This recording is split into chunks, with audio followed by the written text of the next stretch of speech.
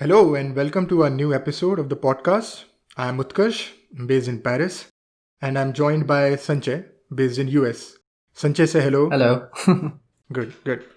So in this podcast, we'll discuss about academics and extracurriculars, the dilemma that every student faces as to how to balance them and how important of a role does your extracurriculars play in your profile. So, we are going to talk about the importance of those extracurriculars in your academic life, why, according to us, the personality development is necessary, and the 5 rules that can help in enhancing your personality. So, before talking this, just a disclaimer. So, this podcast is going to be more opinionated. That's a tricky word. So, this podcast is going to be more opinionated and based on our past experiences. So have an open mind and follow it at your own discretion.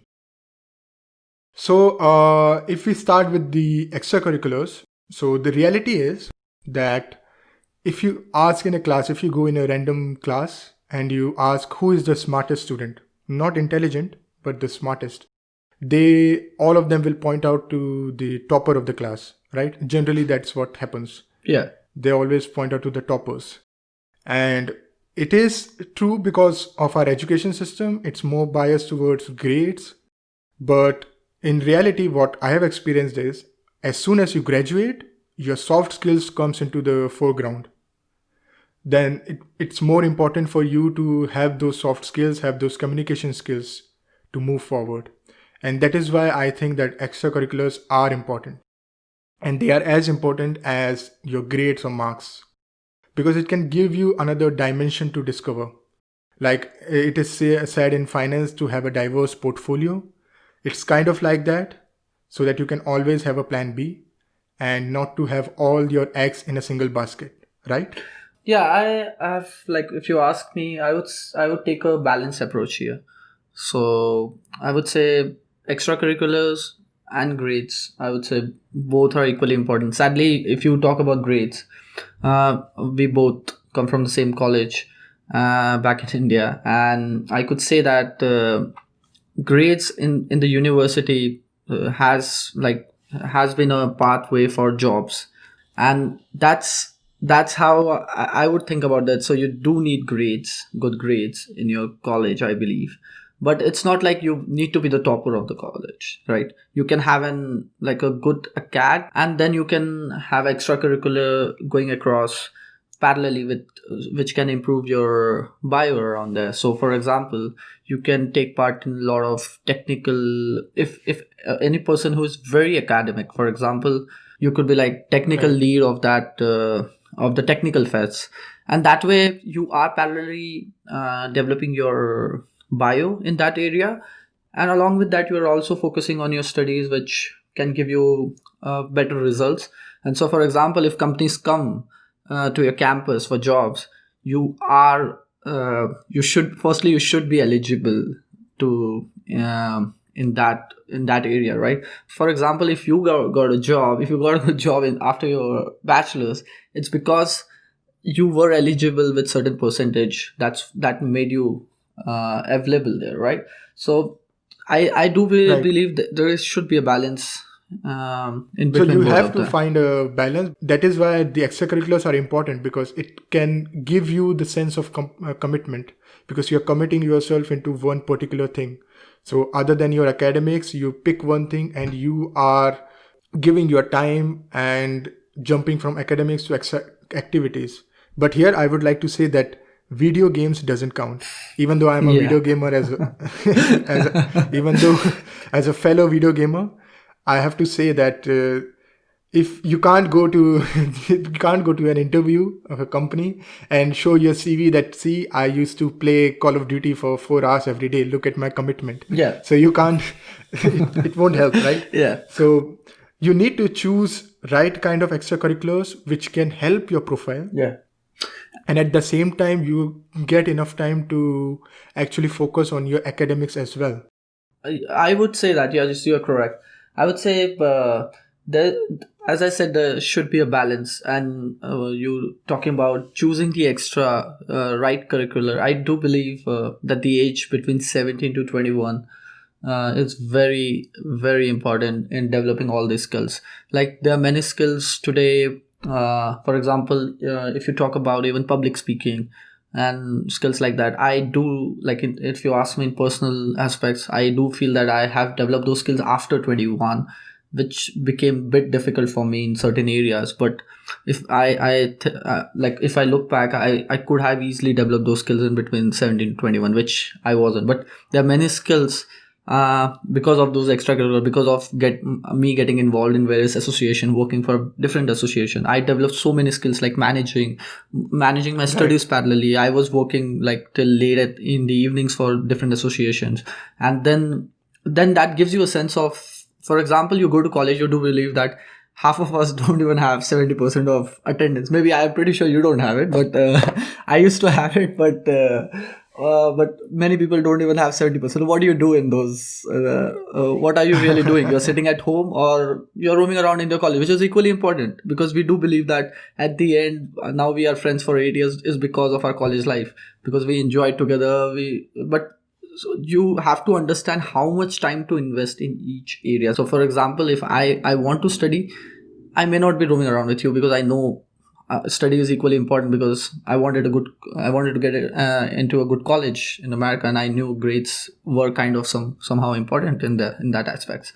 So that's, I do believe you have to divide your life into few segments, and you need to decide how much time to invest in each segment, because if you don't do that, you could be like you could dwell a lot in one area, and then you may think after a time that, oh, I dwell a lot in this area, I could have focused in this part.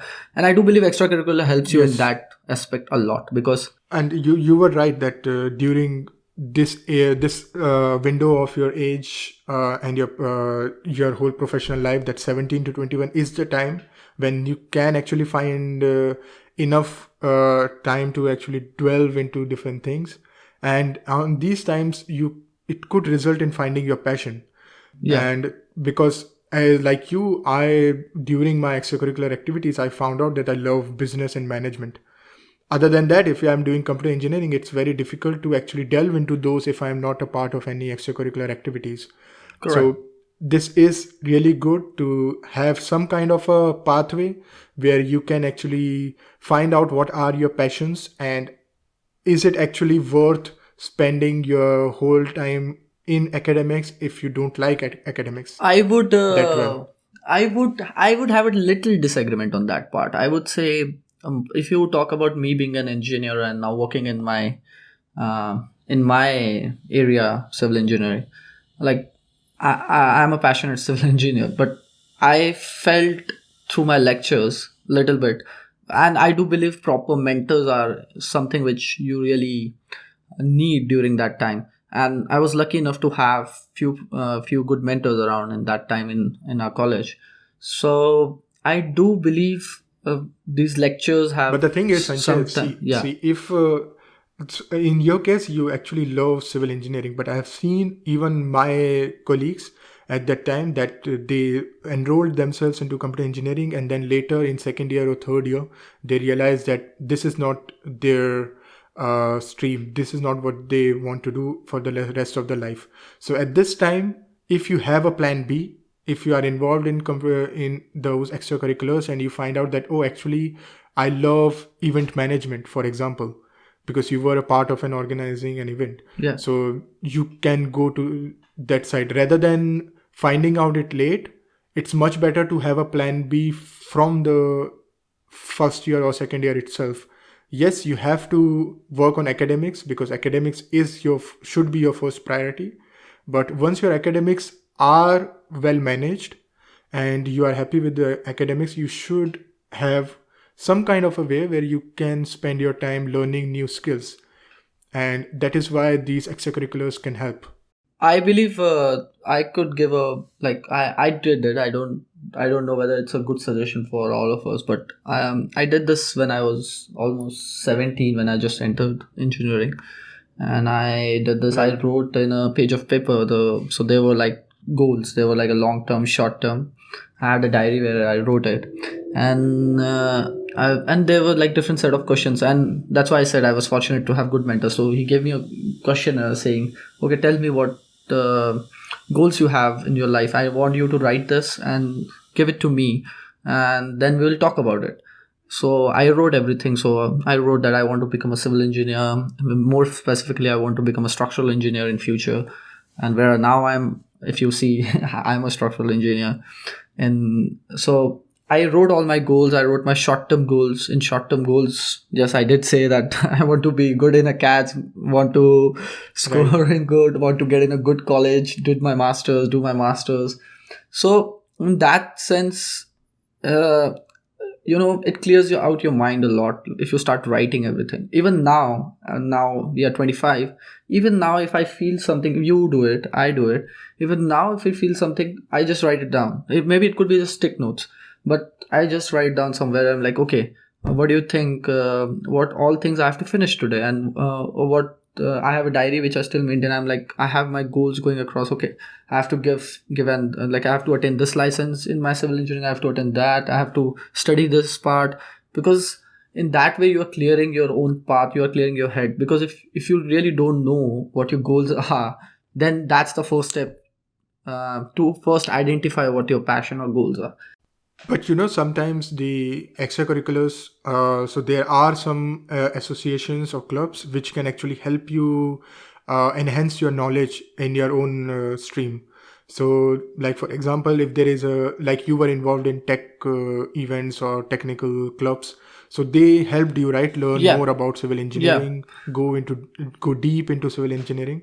So yeah, so those extracurriculars doesn't have to be a totally so those extracurriculars doesn't have to be totally opposite of what you're doing, but it can give you another way to explore those fields. Yeah, that's correct. And also, one really good thing is that extracurriculars help a lot in your personality development. And for us, we know that now, after working for 1 year or more than 1 year, that the personality development is actually very important in a corporate life, because it is an adaptive skill, so you have to keep learning it. And the main goal of each single person is to want to be unique, to have something which is distinctive from others. Exactly. And having a unique characteristics actually really help. Yes. It increases your confidence. But Utkarsh, that urge to have something unique is itself is a big thing, because that way you are, I believe, at the first step you are correct. You are absolutely correct when you say that urge to become something unique. For example, if you ask me, I would say, okay, I'm a very ordinary student, but I know what my strengths are, and I know what my weaknesses are. Firstly, and that's where I start working on them. So, for example, if I know I have certain strengths, my first step would be to master those strengths as much as possible, and then I have certain amount of mastery over my strengths, where I can confidently say to them, okay, if you give me this, okay, I'll be able to do this because it lies under my strength. And then eventually you start working on your weaknesses. I know they both go hand in hand, but first to identify what are your strengths and weaknesses, even in your CADs. I'm not even talking about extracurricular. I'm talking about just in your CADs or just in your career. People first need to identify what their strengths and weaknesses are. But this personality development, this increases your confidence as well. Like if you start out in your first year or second year, you might not have as much confidence to speak to a number of people, to convey your ideas. So it gets rid of those stage fright. So that's why it is very tightly linked, both extracurriculars and personality development, because through one you can learn and hone your skills on the other. Yeah. And it can help you adapt in different scenarios. It's all about your whole journey of student. It's all about how to manage your failures and how to find out your passion. Yeah, but in this case, we also have to understand that many people, for example, we have cultural fests in colleges, or you have some groups in different universities around where you have a cultural group or you have a music group, and you also have to understand many people when they enter into, it could be commerce, it could be arts, it could be engineering. They need there are many students who at till that time they think, okay, their passion is studies, and then they delve into these different areas, and then they realize, okay, their passion, they like this more than doing that. So I believe in sometimes it also helps you in doing that as well, because when you, for example, you like acting more than could be a person like he likes acting more than till the age of 19 is thinking, okay, my goal is to become a is to get a corporate job. I know how my life structure is, but at 19 he enters an art club and he realizes, okay, oh, that's this, I love this doing every day more than what I love doing arts. Maybe I could, and obviously he will do his research and he will understand, okay, I could delve into career into this. And then, so I believe extracurricular, even in, if you go far away from acads, is also good in that aspect, I could say. Sometimes, yes, but I feel that your extracurriculars should reflect who you are as a person or what you want to do, what your interests are. And sometimes even choosing an extracurricular which you have no idea about. So, like for example, if you are in computer engineering or you are in civil engineering, and at some point of time in first year or second year, you get an opportunity to get involved in an event organization. Then if you have time, I would say you should, because you don't know what you will learn, and that can actually help in the future.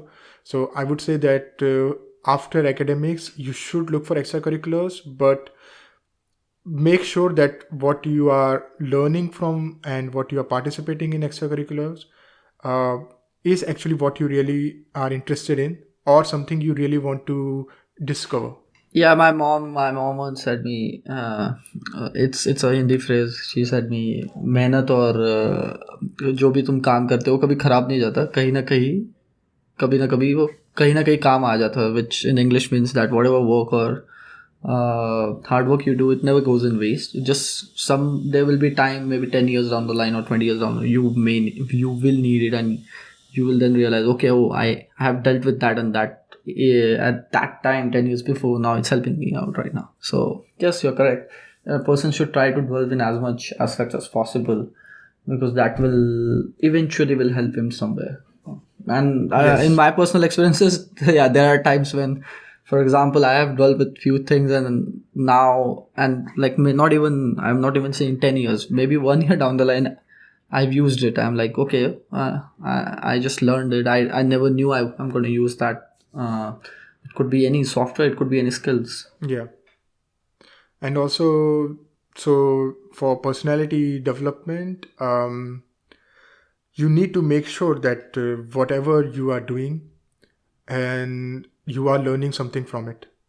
Sometimes even if you're trying something new, or even if you're trying something which you already decided that you are good at it, you need to check what are the things that you are not good at, what are your weaknesses, and how you can prepare it, improve it for your next steps, right? Yeah. So if we sum up these discussions that we had about extracurriculars and personality development, we can try and sum up into 5 rules that you and me thinks can enhance our personality, and it is based on our experiences.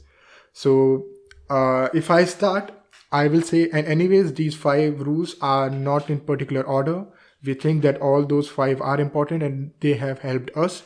And in hindsight, if we had improved on one of them, it could have helped us a lot. Yeah, we are not So, preaching, some knowledge or some gyan here, but yeah, all we can say is, at least for us, and like we being in a very, not volatile now, we are 25, we are not, you are in late 25, I'm in 25, but I would say, thank you for mentioning my age. yeah. So I'm saying this has helped, like these are all our, like, these are the mistakes, or you could be saying these are our experiences which, So yeah, so these 5 the rules that we are going to mention, these are not the only rules, And these are just the necessary rules that we thought that can help anyone who wants to adopt it.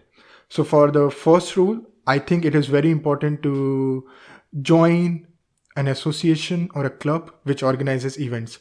So as we were talking about how the extracurriculars are important, how it can help in personality development. So having an or association or a club that can help you a lot in your time management, in your resource management, because whenever an association organizes an event, especially in our college days, it is a chaotic event. Everyone is doing, they don't know what they are doing, so it's a very chaos, and I have experienced it. But in that chaos, it is when you work in a team, you learn from your seniors, and also you get free attendance. So that's a it's a win-win situation. Half of the people do it for that. Yes. Okay. It's good that at least they have some motivation to do something. Yeah, not to attend lectures. It's a good motivation. You're preaching. It was one of mine as well. So Okay. Yeah. so yeah, and just to give you my story, so I started with I joined an association of my computer engineering department, and I started with design, even though I had no idea how to use Photoshop or Corel Draw. I just enrolled myself in design because that was the only position available. And even though I joined as a designer, I noticed that I was more participating in the organizational side and the logistical side of the event. So that's how I found out that I actually love organizing events, leading a team, and that's how I created a network with my seniors, and that's how they helped me in learning those extracurricular skills and those soft skills and those hard skills, and that helped me to finally become the president of that association. So yeah, that is very important to have some kind of association linked to your profile, because that will help you a lot in your corporate life.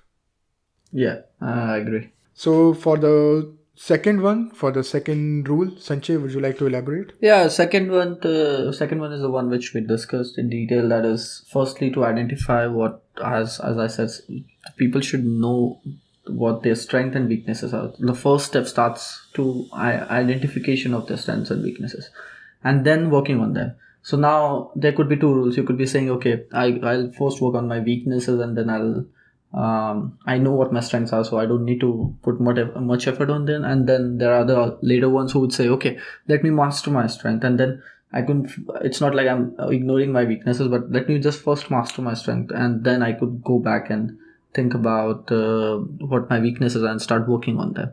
So there are two approaches on this, but this according to me is one of the most important thing in any career. It could be any career, because whether you are in arts, you're in commerce, you're in science, it doesn't matter. But firstly, you need to know. For example, you could be good in too much in technical skills, but you could lack in soft skills, or you could lack in public speaking, or sometimes even writing you could lack. So if you ask my personal experience, initially I lacked in writing a lot, because when I started writing even like for reports when I was doing my master's, and I saw, okay, I have this weakness for writing, which eventually you overcome by writing more. So your masters make you write a lot, so you eventually overcome that writing part. But it starts with firstly identifying what your strengths and weaknesses are. So for you, you would prefer to first know your strengths? Yeah, I'm the later one, so I would prefer mastering my strength. I guess it's more subjective, because for me, because I am more of a jack of all trades and master of none kind of guy.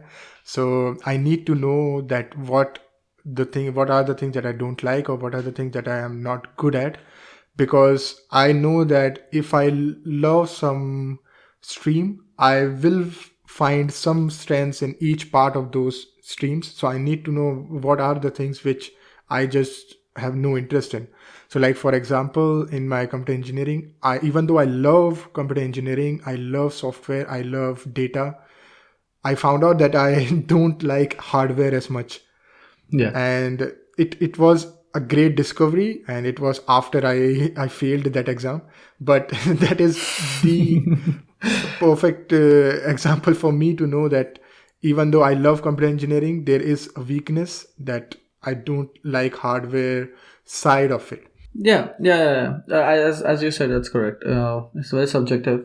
People can have two different approaches. But as I said, the first point is, in the end, is to the first point is identify your strengths and weaknesses, and then you should just leave to the people and how they want to go about things, working on them. So, because people could have their own methods, right? I remember that during our college days, Yeah.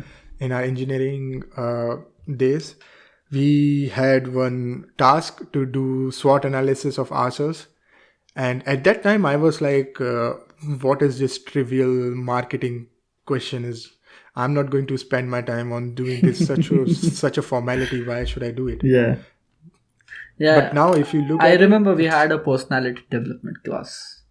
As far as I remember. Yes, we used to have it, in which I'm sure I don't think anybody. I guess I attended like 4 or 5 lectures out of the whole class, whole semester. But that's not a good example for others. But I'm just saying we just did that. That's not an excuse for you to skip your classes.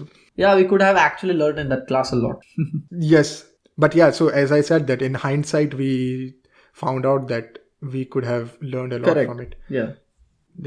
So for the third rule, I feel like it is very important for you to learn how to sell yourself or how to sell an idea.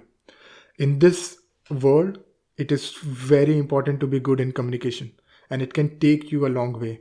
So I feel like if you know how to construct your thoughts and how to explain it to someone who is listening, it is very important. And for me, one example is be an entrepreneur. Become an entrepreneur, pick an idea. It doesn't matter how big an idea it is, how difficult an idea, or even how stupid the idea is. Pick an idea and try to sell it. So for example, for me, I really wanted to do some kind of a venture. And I started with going to the shopkeepers, talking to them, and finding out what their problem is. And then I picked one idea, one solution. And even though I had no product at that time, I went to the shopkeepers and I tried to sell that idea, that product can actually help them. And when it comes to money, people get serious. So they actually give you the constructive feedback, Right. that how good it is. And it can make you think on the cuff, think on your feet, and be adaptive to the situation. So that is why, as it's a very cliched statement, like you must have heard that in interviews they ask you, sell me a pen, etc. But if you look at it at a macro level, it is more about how you can sell yourself as a product, or how you can sell an idea. Yeah, I agree. You should, when I say sell yourself, it's not about selling your idea. It's more, as you said, constructive thoughts, and putting that together is something which I could more associate with learn to sell yourself. I could say there are a lot of times when there are certain things which are in our head, like there are ideas, there are different ideas which are in our head, and we don't necessarily, like for example, if you try to explain someone, the idea doesn't come out of our mouth the way it is in your head. So that's something I would associate with learn how to sell your idea. So for example, if you have an issue with some area in your job, and you know what the solution is, or you know what the problem is, but you're not able to communicate that problem firstly, like I would say they can also start working on it prior, because that's something which even sometimes even I lack. When I have to, for example, if you in civil engineering, you have a lot of ideas which could be easily conveyed on pen and paper, where you can just draw and easily convey. But if I have to write that in an email, and I have to convey that idea, sometimes it becomes a challenge. And that's where I realized, okay, that's the area where I really need to work on, where I know whatever problem is there in my head should be easily communicated through my words in an email. So that's So that that I could also that say is a share. big challenge. Yeah, Yeah. yeah. So that's something which I believe it's also a communication thing, which in your career, in your job, or anywhere. You can notice, like, even if you're working in a project, in an assignment, for example, and you have four different people around you, and let's say that you all are brainstorming about any particular task, then stay focused and listen to how they are responding to your ideas. Are you able to communicate it correctly? That will depend on, are they actually listening to you and are they adapting it as a whole. So that is how uh, you can be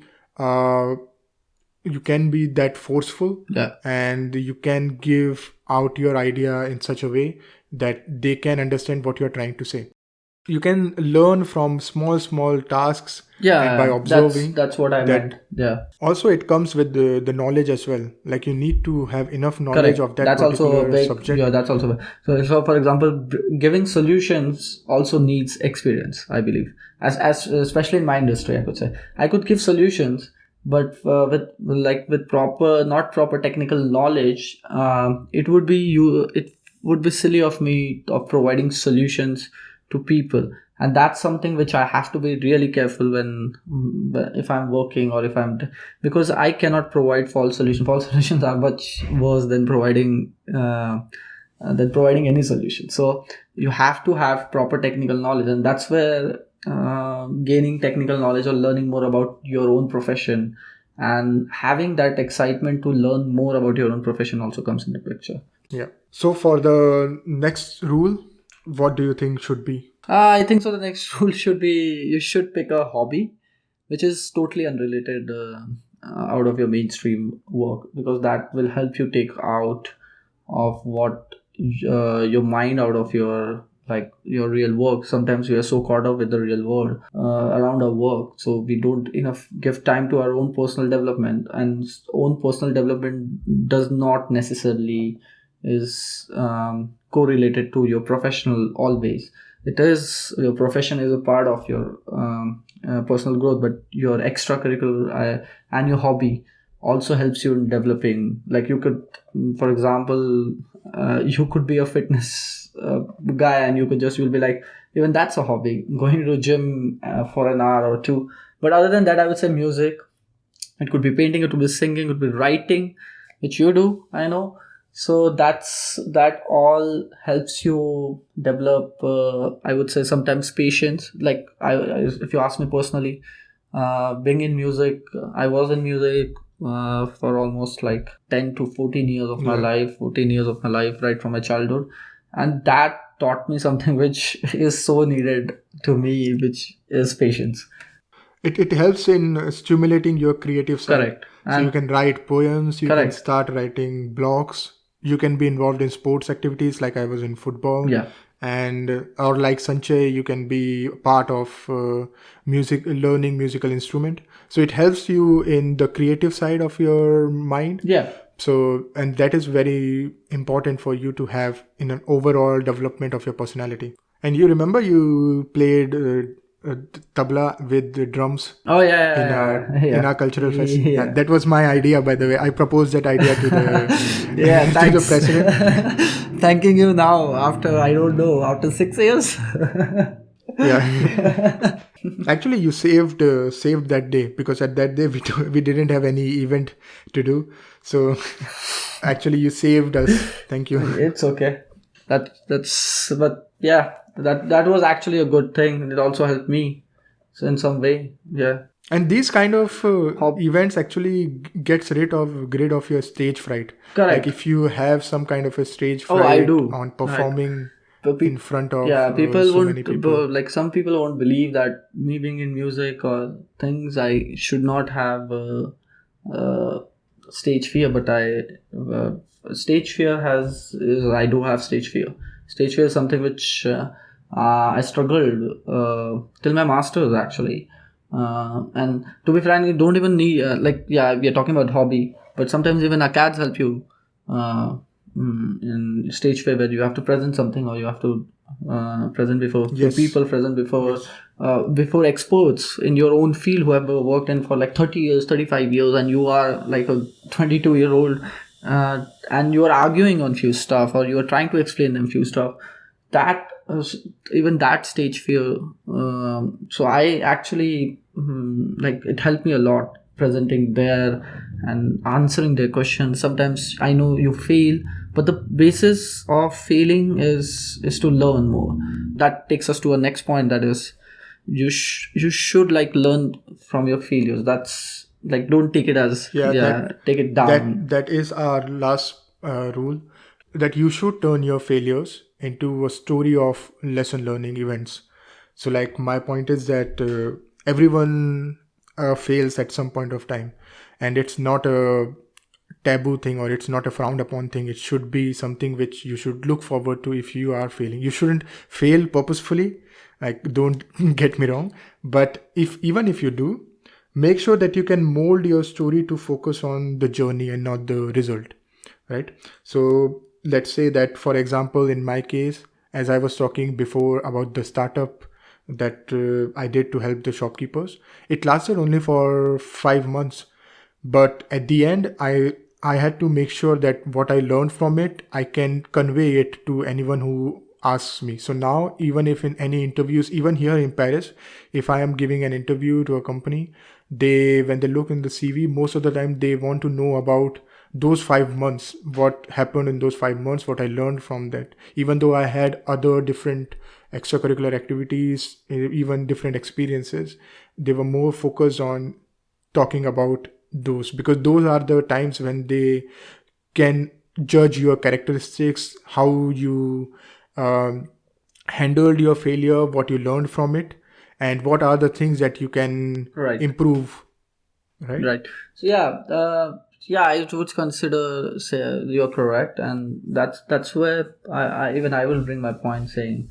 failure shouldn't be treated as taboo. Like, that's something which generally all across, especially in India, I could say, failure is treated as taboo. That's something I struggled very, not even like in my college, but before that as well. I've struggled with that part. Not even failing in courses, even if you score less, that's also like kind of failure. You feel you Yeah. in your own, and then the whole there will be every person reminding you that you have failed, and failure is often like, that's what I said. But in like in Western world, like especially in America, even now, I would say, like, failure is not treated as taboo. It's treated as more as an opportunity to learn. That's where you learn. You know, you should sit back and analyze where you went wrong, and where Right. you could have improved, and that's, you could prepare a good roadmap for ahead, saying, okay, I would not repeat this mistake ahead, which I essentially did.